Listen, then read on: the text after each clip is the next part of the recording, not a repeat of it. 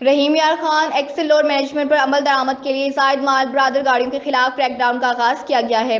S P Rana سرفراز احمد اور inspector general motor وے police Salman Ali Chaudhry کے احکامات پر ایکسل لوڈ مینجمنٹ پر عمل درآمد کے حوالے سے ایکشن پلان تیار کر لیا گیا۔ ڈپٹی انسپکٹر جنرل شاہد جاوید کی سیکٹر کمانڈرز کو اس حوالے سے خصوصی ہدایت اور بریفنگ دی جا چکی ہے۔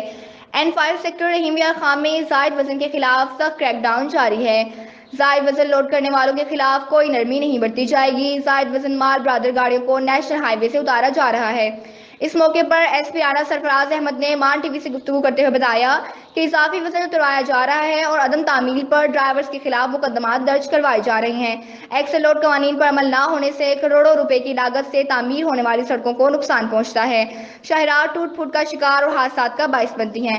ٹرانسپورٹرز اور ملز مالکان دونوں کے خلاف کارروائی عمل میں لائی جائے گی تاکہ شاہراہات کی تحفظات اور حادثات کی روک تھام کے لیے یہ مہم جاری ہے۔